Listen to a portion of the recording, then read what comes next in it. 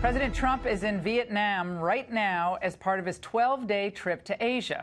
There's been quite a bit of armchair criticism of the president's actions in China from pundits, comedians, and politicians.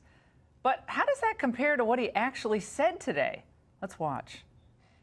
Trump almost got on his knees, pulled out a ring, and proposed to the Chinese premier. I spoke openly and directly with President Xi about China's unfair trade practices. It'd be more accurate to say Trump has spent his visit to China with nose in butt. We can no longer tolerate these chronic trade abuses, and we will not tolerate them. And it's one thing to not blame them. It's another thing to praise them for ripping America off. I expressed our strong desire to work with China to achieve a trading relationship that is conducted on a truly fair and equal basis. You can almost hear the leadership of the Chinese government laughing from China to America. The current trade imbalance is not acceptable. We are not going to let the United States be taken advantage of anymore. I am always going to put America first. Yeah, it sounds like he's really kissing up to the Chinese there. And joining us now for reaction is Lieutenant Colonel Tony Shaffer. He's a former intel operative and vice president of the London Center for Policy Research. I knew when he was there with Xi, with all the pageantry, he was doing the Trump strategy. Right. And tell us about what your impression was about how he handled himself there and all of the armchair critics. Well, look, I liked his snark when he said, look, you took advantage of us. You better get over it and move on. I think it was a clear warning, and everybody completely here misinterpreted that.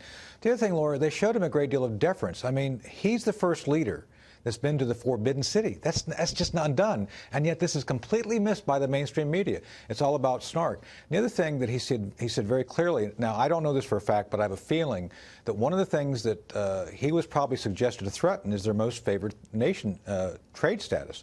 That's huge. I mean, if you start threatening how they are able to get money from us, and he's saying we need to balance things, that is in their face, but in a polite way. So I would argue he's been hard to the point of where now he has to open up the door and say it's time to talk. An American president, at least not to my knowledge in my lifetime, has not ever gone to China and looked the Chinese leader in the eye and said, we're on to you. We know what you're doing. Yeah. And I worked for President Reagan. I mean, we did, obviously China was a member of the WTO back then, but in Clinton, Bush, didn't happen. Right. Didn't happen. So I think that was actually so refreshing. And he kind of said, "Oh, you know, I don't blame you." And he goes over to Vietnam. You don't think the Chinese were watching him right when he lands in Vietnam? And it was happening at 3:30 in the morning. That's the other point I was going to make. You know, the Reagan folks, I think, used to Bud McFarlane's a friend of mine. They used to always spin President Reagan up to focus on the man, play the man.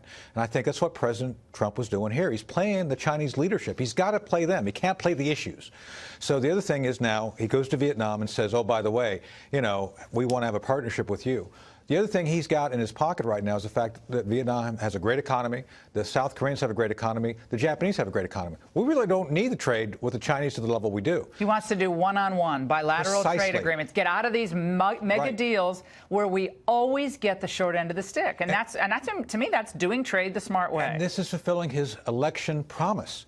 That by doing this, walking away from TTP, bringing over the Bernie folks, I know a lot of Bernie folks who voted for President Trump because that was unfair. And now I think he's trying to bring back the potential for trade, which will allow for American manufacturing to get off its butt and start doing more again. So I see this as a direct link to what he did a year ago to be elected, to start fulfilling these promises. At the same time, he did announce a bunch of deals, $250 billion in deals with joint ventures, which is not, I mean, it sounds big, but the big thing is trade. Right. And I think I think we'd have enough of the comedians doing foreign policy analysis. Tony, thank you so much.